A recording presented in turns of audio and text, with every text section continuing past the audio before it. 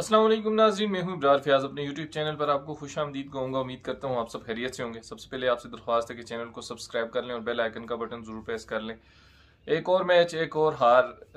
पाकिस्तान मसलसल ही downfall की तरफ जा रही है। पाकिस्तान की क्रिकेट न्यूजीलैंड के खिलाफ तीसरे T20 मैच में भी पाकिस्तान को शिकस्त हो गई है।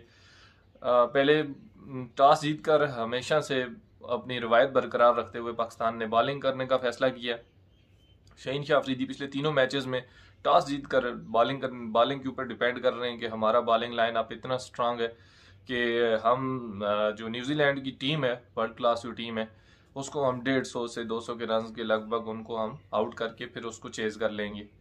अपने ऊपर खुद एतमादी इनको इतनी है। लेकिन जब इनकी बॉलिंग की बारी आती है तो बॉलिंग लाइन आपको जिस तरह आज फिन एलन ने इनकी धज्जियां बखेड़ी हैं, मैं कहता हूँ आज तक इस तरह पाकिस्तान की बॉलिंग लाइन अप के साथ इस तरह की ज्यादती नहीं हुई है इनके साथ।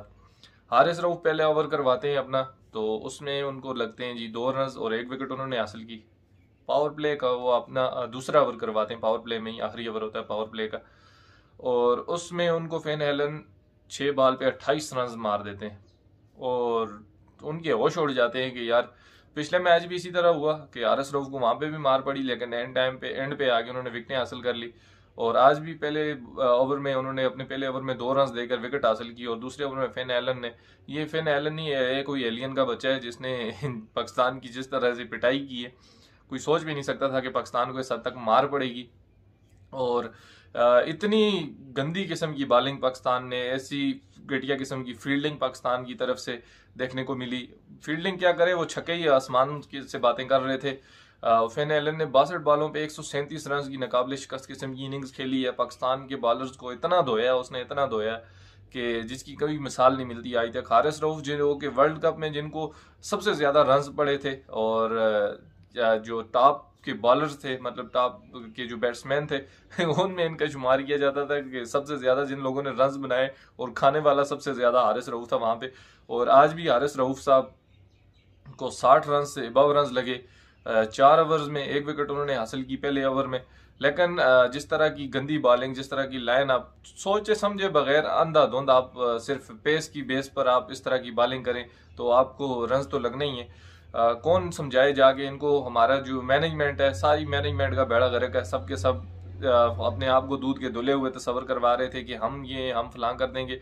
कोई कुछ भी नहीं हुआ। पाकिस्तान ने अपनी रीत रवायत बरकरार रखते हुए सीरीज से भी हाथ धो बैठे। पहले ऑस्ट्रेलिया से सीरीज हारे, आज न्यूजीलैंड से भी दूसरी सीरीज T20 की सीरीज से हार चुके हैं। तीनों मैचेस उन्होंने अपने नाम कर लिए और पाकिस्तान की पूरी बैटिंग लाइन अब एक मरतबा फिर फ्लॉप। एक बाबर आजम अकेला 1 मैन आर्मी बना रहा। हमेशा की तरह बाबर आजम ही आपको आगे सपोर्ट करता है। वो अगर इसको फिर भी उसके ऊपर इल्जाम अगर सेल्फिश इनिंग्स खेलता है, अगर सेल्फिश इनिंग्स खेलता है तो आप ही सेल्फिश इनिंग्स खेलो यार, आप ही इस तरह की कोई परफॉर्मेंस दे दो। साइम अयूब जिनके ऊपर इतना ज्यादा ट्रस्ट किया जा रहा था और उनकी इतनी ज्यादा हाइप बनाई हुई थी, ये तो हमारा इस तरह का अलमी है कि कोई भी इस तरह का हमें कोई प्लेयर मिल जाए या कोई भी ऐसा शख्स मिल जाए तो हम उसको फौरन उसकी पूरी स्किल्स को जानते हुए हम उसको फौरन उठा के आसमान पे पहुंचा देते हैं कि यार ये कर देगा, कमाल कर देगा, ये कुछ कर देगा। लेकिन कुछ भी नहीं होता है। आपको पता है ये क्रिकेट है, ये बाई चांस में होते हैं। आप जितनी आपके पास एक्सपीरियंस आएगा, जितनी आपके पास स्किल्स हैं, आप उनको इस्तेमाल करेंगे, आप अच्छा क्रिकेट खेलेंगे। आप आगे अंधाधुंध शॉटें खेलना शुरू कर दें, आप पावर रेटिंग शुरू कर दें, अपने आप को बेहतर शो करने की कोशिश करें तो आप इस तरह बिल्कुल कामयाब नहीं हो सकते हैं। पाकिस्तान का कोई भी बैट्समैन कोई भी खास परफॉर्मेंस ना दे सका। बाबर आजम लगातार तीसरी मरतबा तीसरे मैच में 50 रन अबव रन कर रहे हैं और उनके साथ देने वाला कोई भी नहीं। फखर जमान 19 रन बनाकर वो भी एक अजीब सी बॉल पे आउट हो गए। आपको जब पता है कि आपके जो रन रेट है ओवर के हिसाब से आपने बराबर कर दिया, आपको क्या जरूरत है लास्ट बॉल पे आपको हिटिंग करने की। आप उसको रोक के खेल लो, आप सोच समझ के उसको खेलो। फखर जमान ने भी अजीब सी शॉट खेली, वो उस पर भी आउट हो गए। इफ्तिखार अहमद रन आउट हो गए। आजम खान जो बालू उसको बोलते हैं, मैं उससे मैं कुछ और ही बोलूंगा उस शख्स को। इतना ही उसको सपोर्ट कर रहे हैं, इतना उसको कर रहे हैं, इतना ही उसकी तारीफें कर रहे थे, या मैं खुद उसको सपोर्ट कर रहा था कि यार इसको मौका दिया जाए, ये अच्छा पावर हिटर है, पाकिस्तान को मैच विन करवा सकता है। पिछले मैच भी 10 रन बनाए, आज भी वो 9 रन पे आउट होके चला गया। एक छक्का उसने लगाया सिर्फ और बाकी अजीब सी शॉटें खेली उसने भी और आउट होके चला गया। पाकिस्तान की जितनी भी ओवरऑल बैटिंग लाइन अप थी वो सारी की सारी फ्लॉप नजर आई। 180 रन पे पाकिस्तान आज फिर ढेर होगी और एक पाकिस्तान को सब एक और बड़े टारगेट से पाकिस्तान एक बड़े रन से पाकिस्तान को शिकस्त हुई है। ये पाकिस्तान की ये शिकस्त का जो सिलसिला है ये मुसलसल ही चला आ रहा है, वो इसके थमने का नाम ही नहीं ले रहा। पाकिस्तान की टीम जिन क्राइसिस का शिकार है, उनको खुद नहीं समझ आ रही है। कैप्टन चेंज कर दिया, मैनेजमेंट चेंज कर दी, तमाम चीज़ें चेंज करके सब कुछ चेक कर लिया, लेकिन फिर भी इनके अंदर पोटेंशियल नज़र नहीं आ रहा। पाकिस्तान के अंदर या तो टैलेंट की कमी है या फिर सिफारशी जो गए हुए हैं वो उनके ऊपर ही डिपेंड करके सारा कुछ किया जा रहा है।